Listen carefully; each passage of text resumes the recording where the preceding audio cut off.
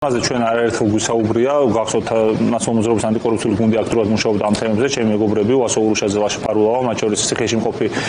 ლევან ხაბეიშვილი პოლიტიკური პატიმარი და ირაკლი ნადირაძე თელის გუნდი ანტიკორუფციული, რომელიც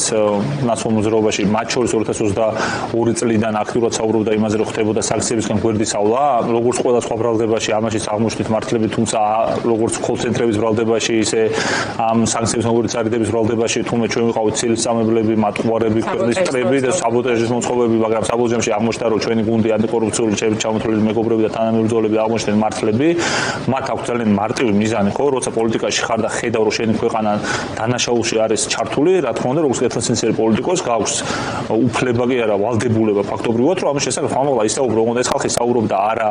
პირდაპირ უმეორებ, ძალიან კეთილსინცერად იქცეოდნენ, მიმართავდნენ პირველ რიგში ქართულ სახელმწიფო სტრუქტურებს, მაშინ გასაგებია, რომ მაშინაც ლეგიტიმაციის პრობლემები ნამდვილად არსებობდა 2020 წელს არჩევნებიდან გამომდინარე, თუმცა მაშინ პარლამენტში მიმდინარეობდა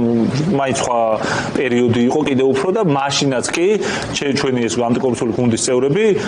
როგორ კიდევ ერთხელ მომეორებ, აი შეუულიათ არქივს გადახედან, როგორც კეთილსინცერი მოქალაქეები მიმართავდნენ შესაბამის უწყებებს, ეუბნებოდნენ კონკრეტულ იმ ფაქტებზე, რაც მათ ხელში იყო, რაც საჯარო წყაროებში შეიძლება ხელმისაწვდომი ყოფილიყო ინფორმაციებზე, რომელსაც იძიებდნენ და იმ საფრთხეებზე, რომელიც ამის გამო შეიძლება ქვეყანას დამუქრებოდა. ანუ როცა თვითონ ოცნების პროპაგანდა მომართული და იძახის, რომ აი თქვენ ამ დროს რაღაც ქვეყანას კი არა პირიქით, რაც შეეძლოთ მართლა ეხლა ვიღაცისთვის შეიძლება განმაღიზიანებელი ყოფილიყო, ხო, ოპოზიციურად გაწყობილი ადამიანისთვის, რომ რატო რაღაც მიმართავ იმ უწყებებს, რომელიც იცი რომ თვითონ არიან ჩართულები ამის მიჩქმალოში და მე პროპაგანდისტულად რომ შენ დაგარტყა კიდევ ამას ფიქრობ, მაგრამ ნუ როგორც კეთილსინცერები საქართველოს მოქალაქეები და პატრიოტები ამას შვებოდნენ, თუმცა ნუ სამწუხაროდ წლების მანძილზე ეს ხალხი ვერ მიხვდა რომ არ არსებობს ეხლა 21 საუკუნეში რომ ასეთი დანაშაულები ჩაიდინო, ტრანსნაციონალური დანაშაულები ჩაიდინო კოლ-ცენტრების ხალბატონო აქციებს თბილისში, მათ შორის გვერდისავლა მოახდინო სანქციების და საბოლოო ჯამში ეს რაღაცა მარტო დარჩეს 5-6 კაცში. მომენტში შეცვლიან ამას რაღაც ხო, იმიტომ რომ ეს ხო ეგეთი ეს წვიმანი ხულიგნობა ხო არ გახავთ ხო სახელმწიფოს ეხება, საერთაშორისო სამართალს ეხება და ხო ესეთი რაღაც ძალიან პროვინციალური ამხრივ წარმოდგენა საერთაშორისო ურთიერთობებზე, პოლიტიკაზე და სამართალზე, ნუ დამახასიათებელია ზოგადად ესეთი ოლიგარქიული კრიმინალური რეჟიმებისთვის, ხო, რომელთაც არ გააჩნიათ ეხლა წოდნაც მათ შორის სამწუხაროდ შეიძლება ჩვენ გვიგონოს რომ მათ აქვს ეს, მაგრამ არა. ლების გაკეთების მიერ. ხო, იმიტომ რომ გონიათ რომ როგორც აი წვიმან რაღაც საქმეებს ჩაფარცხავ. ხო, როგორც წვიმან რაღაც საქმეებს ჩაფარცხავ, ისე გონიათ რომ ამას ვერ ჩაფარცხავენ, უბრალოდ ფიზიკურად. ამიტომ არის ეს პრინციპული განსხვავება. თავისთავად რო გადარჩა თავის დროზე სანქციების პაკეტში მოხვედრას და გახარებულები იყვნენ. კი ბატონო, მე მახსოვს და ანუ პროპაგანდისტულ ტელევიზიებს გონათ შევიხევილი იმაზე რომ აი ხო მართლები არ აღმოჩნდით და თურმე აი მაგრამ თავისთავად ხო დადასტურებულია რომ ამ სქემის ნაწილია და მოხვედრილია.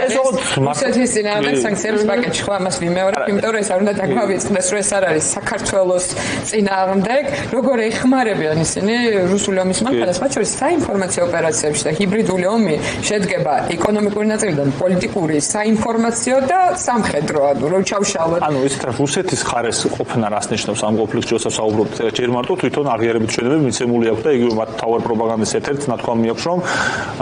უკრაინის გამარჯვება მათი დამარცხებაა, ხო?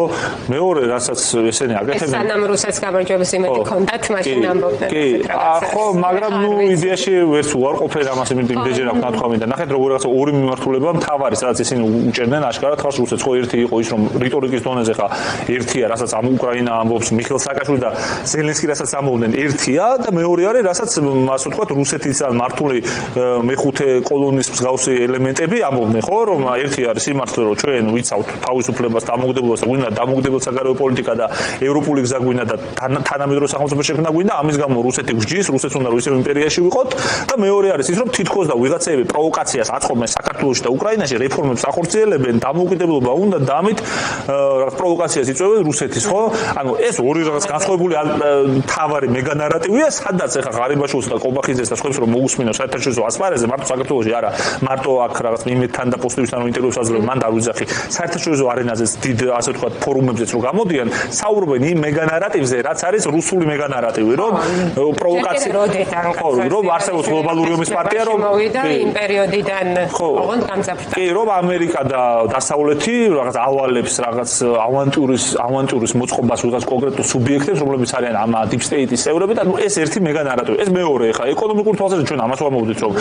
ქვეყანაში ესე უცბად ხა არ უსე ხა ერთი და იქ ძალიან პრიმიტიულ მაგალითს მოვიყვანა, აღარ წავალ ამ ციფრებში და რეექსპორტი როგორ გაძვირდა მანქანების ტრანზიტზე და ამაზე რაზეც ყველა მიცის და არ ჭირდება მას დიდი პროფესიონალიზმი და რაღაც კორუფციის ექსპერტობა არ ჭირდება. სხვა ძალიან ზედაპირულ მაგალითს მოვიყვანა, აი კონკრეტული ადამიანები, რომლებიც ოცნებასთან არიან დაკავშირებული ბიზნესებთან 2022 წლის მანდამაის რუსული ბარბაროსული აგრესიის შემდგომ უცბად როგორ გახდნენ ესეთი მდიდრები ყველანი ერთად. აი როგორ შეიძლება რომ უცბად გამხდარონ რა მოხდა საქართველოში, რამე ინფრასტრუქტურული პროექტები გახორციელდა, რომელიც არ ვიცით, უამრავი სამუშაო ადგილი შეიქმნა,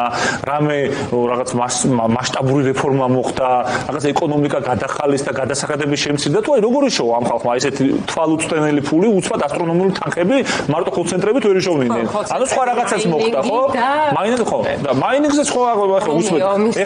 ეხა უსმენდი და ის ეკონომიკა. კი და ეს გათიშვებზეც როცა საუბრობთ, იგივე ჩვენი ანტიკორუფციული გუნდის წევრები ხა ძალიან ხშირად საუბრობ მათზე, მაგრამ ამ თემებზე მართლა ისინი მუშაობდნენ და მართლა იმიტომ კი არა, რომ ჩემი მეგობრები არიან, მართლა უცბად ისინი იძახდნენ, რომ 33%-იან ზრდას ელექტროენერგიის საფასურის რო აანონსებდნენ, საუბრობდნენ, რომ გათიშვები აღარ უნდა მოხდესო და ესეთი გათიშვები არ მახსოვს მე-9 ბლოკის დროს და შევარდნაძის დროს. გასაგები პატარა იყო ბავშვი, მაგრამ მე გავიკითხე იმ ადამიანს, რომ ისე და ეს მთელი საქართველოს, არა, მთელი საქართველოს მასშტაბით ვამბობ, ორ ესეთ მასშტაბურ გათიშვას, როცა მთელი საქართველო გაითიშა, აბსოლუტურად მთელი საქართველო გაითიშა. მახსოვს რუსეთმა რო დივერსია მოაწყო თავის დროს. ხო, რატო ამბობ ამ ყველაფერს, რომ როცა ამობენ საბოტაჟის საქმეა უნდა გამოვიძიებთო. ვიღაც ჯერ ამ 86%-ია ფასნამაძე რო საუბრობდნენ, ეხლა სუსი გამოიძიებს, გამოიძიეს, გავიგეთ ფასნამატი რატო არის, ეს ფასები გამოსწორდა ეკონომიკურად ოჯახების ვერსიას. არა, რა ვერსია უნდა ვაჩვენონ, ხო? არა, შედეგი არ დაიდგა. ბიტკოინებზე ძალიან მარტივი მაგალითი მოიყვანეს, ხო? ხო, ანუ მაღაზიაზე მიდის, ხო, საქმე რომ უასენ საბოტაჟება მოხდება, მაგრამ მეორე მხრივ ხა ძალიან მარტივია, ხო, როცა მთელი ქვეყნის ელექტროენერგიის, ანუ თბილისის ელექტროენერგიის 1/3 რო ხმარდებოდა ამ ივანიშვილის და ეხლა ცოტა ხნის გამოშვებული ციხიდან ბაჩეშვილის ამ მაინინგის აი ამ რაღაც თვითონ კომპანიას, ხო, თუ რაც იყო რაღაც ხტაში, ხო? მაინინგ ქარხანას, უბრალოდ კომპანია არ ხო, ხო, ქარხანას, ხო? ანუ ეს უკვე რა ვიცი, ხა არ ჭირდება მას კიდევ ხომ დიდი ექსპორტობა რომ მიხვდერო, რომ ამ ხელა ელექტროენერგია რო ერთი ადამიანის კონკრეტულ ბიზნეს ინტერესებს ხმარდება, ანუ აქ ხო არსებობს რაღაც საუბრობენ დღეს დასავლეთში პროგრესული გადასახადები არსებობს, რომ ეხლა თუნდაც დიდ ბრიტანეთში მინდა მოვლენებს ეხლა ვადენები თვალყურს, სადაც პრემიუმის აქვს ესეთი აზრი, რომ შეიძლება რომ დიდრებზე ზოგიერთ მილიონერი მაჩვენებს ფეხბურთელებს, უბრალოდ გარეთ ლინიკერიზე სუსტობი ფეხბურთელების ინტერვიუ ნახე, რომ ჩვენ მზად ვართ, რომ უფრო მეტი გადასახადი გადავიხადოთ და საქართველოში პირიქით არის, ანუ ღარიბები იხდიან დიდრების ეკონომიკური მოგებისთვის, ანუ ივანიშვილმა და ივანიშვილს რომ მოიგო ქონების განმარტების კანონი გასწავლეთ. რა თქმა უნდა, ხო, როგორ ამბობს? კლასიკური ივანიშვილმა რომ ფული იშოვოს, მისმა რაღაც ეკონომიკურ აი რაღაც პარტნიორებმა ბჭყალებში რომ ფული იშოვონ, ამისთვის ჩვენ უნდა გადავხდოთ ელექტროენერგიის საფასური 3-ჯერ მეტი და თვითონ 8 თეთრი უნდა გადაიხადოთ, ჩვენ უნდა გადავხდოთ რაღაც 30 თეთრამდე და ამ დროს ამ ხელ ელექტროენერგია მოიხმარონ და რკინიგზა არ მოიხმარდა კონკრეტული სტატისტიკური მონაცემები მაქვს რაღაც გასაოცარი დანახი, კონკრეტულ წელს რკინიგზაზე რამდენჯერმე მეტ ელექტროენერგიას ხარ საქართველოს რკინიგზაზე ჩვენ რო რაღაც თურმე ესო შუა დერეფანი უნდა ვიყოთო და ეს არის ჩვენი ეკონომიკური ამოცანაო ამ ქვეყანაში რკინიგზაზე მეტ ასე ვთქვათ მოიხმარდა რა ქვია ელექტროენერგიას მოიხმარდნენ ეს მაინინგ კომპანიები. ანუ საერთოდ რასთან მოხდა საქმე, ანუ მართლა კრიმინალურ რეჟიმში ვცხოვრობ და როცა ვსაუბრობ ჩვენ ამ ამბავზე, ხო, პირველი რაც მახსენდება ეგ არის რომ ეს ხალხი ვიც ციხეშია, ხო, ამ ადამიანებს სოლიდარობას უცხადებ კიდევ ერთხელ რა თქმა უნდა და რა თქმა უნდა ეს არის აბსოლუტურად კრიმინალური რეჟიმი და პოლიტიკური ბრძოლის მთავარი ხაზი ხა უსვედი წინამორბედზე რა თქმა უნდა გადის ქუჩაზე და წინამდებობაზე და მე მინდა ყველას შევფირდე რომ ყველანი აქ ვის გარეთ ვართ არსებობს ფაზები რა თქმა უნდა არსებობს უფრო ძლიერი ფაზა არსებობს უფრო შედარებით ნუ ნაკლებად აქტიური ფაზები მაგრამ საბოლოო ჯამში აქ გაჩერებას არავინ არ აპირებს და ყველა აპირებს იმას რომ ბოლომდე იყოს ამ მედგარ წინამდებობაში